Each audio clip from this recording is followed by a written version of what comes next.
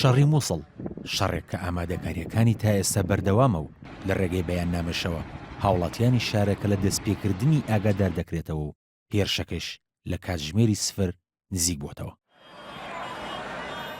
ئەوەش کە لە ئێستادا بووەتە خەمی گەورەی دەسەڵاتدارانی بەغدا و هەرێم و کۆمەڵگەی نێودەوڵەتی ئەو ئاوارانەیە کە نەتەوێگرتوەکان ژمارەیانی بە نزیکەی ملیۆنێک مەزەندە کردووە کە پێشبینی دەکرێت لەگەڵ دەستپێکردنی هێرشەکەدا بەرەو ناوچەکانی ژێردەسەڵاتی هەردوو حکوومەتی هەرێم و عێراق کۆچ بکەن.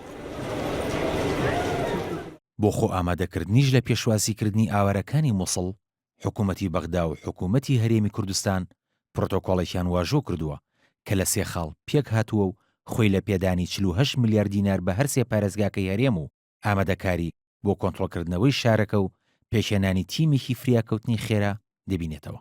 یەکێکی دیکە لەو ڕێوشوێنانش دروستکردنی 45,000 یەکەی نیشتەجێبوونی خێرایە بۆ ئەو ئاوارانی کە چاوەڕوان دەکرێت لە کاتی ئۆپراسیۆنی کۆنتڕۆلکردنەوەی مووسڵدا ئاوارە بن. یەکەکانیش لە پارێزگای هەولێر لە دەشتی نینەوە و لە سلێمانی لە نێوان چەمچەماڵ و قەرەهەنجیر و لە دووهۆکیش لەو ناوچانی پێشمەرگە کۆنتڕۆڵی کردوونەتەوە دروست دەکرێن. ئەو ئامادەکاریانی هەرێمی کوردستان بۆ پێشوازیکردن لە هاتنی ئاوارەکانی مووسڵ لە کاتێکدایە. لە چەند ڕۆژی ڕابردوودا نێچیروان بارزانی سەرۆکی حکوومەتی هەرێم ڕایگەیاند کە هەرێمی کوردستان بەرگەی وەرگرتنی ئاواری زیاتر ناگرێت و پێویستە کۆمەڵگەی نێودەوڵەتی هاوکاری زیاتری هەرێم و عێراق بکات.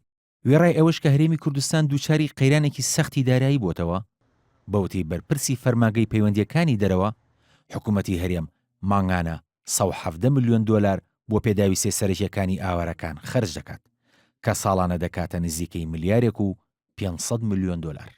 ئەو پارێش بەشێکی لەلایەن حکوومەتی هەرێم و بەشێکیشی لەلایەن عێراق و ڕێکخراوە مرۆییە جیهانیەکانەوە دابین دەکرێت. بەپێی دوایین ئاماریش تا ئێستا زیاتر لە 58,229 خێزانی ئاوارە لە دوای کۆنتڕۆڵکردنەوەی ناوچەکانیان لە دەستی داعش گەڕاونەتەوە شاری ڕۆمادی و قەزاکانی هیت و گەرمە و ڕوتبە و خالیدیە و حەدیسە. سەبارەت بە قەزای فەلوجەش بەپێی ئاماری وەزارەت و کۆچ و کەچبەران 799 خێزان گەڕاونەتەوە ناوچەکانی ئەلنساف و ئەلحەسا و سەقلاویە. بۆ پێش کە قەزای شەرگات و ناحیەی گەیارە و ناوچەکانی تری باشووری مووسڵەوە 90,000 کەس ئاواری هەرێمی کوردستان و چەند ناوچەیەکی تر بوون پێشبینی دەکرێت لە کاتی دەستپێکردنی شەڕی کۆنتڕۆلکردنەوەی شاری مووسڵدا 100,000 خێزانی ئاواری دیکە لە شاری مووسڵ و دەوروبەریەوە ڕوو لە ناوچەکانی ژێردەسەڵاتی حکوومەتی هەرێمی کوردستان بکەن. کارواشە نووسین NRT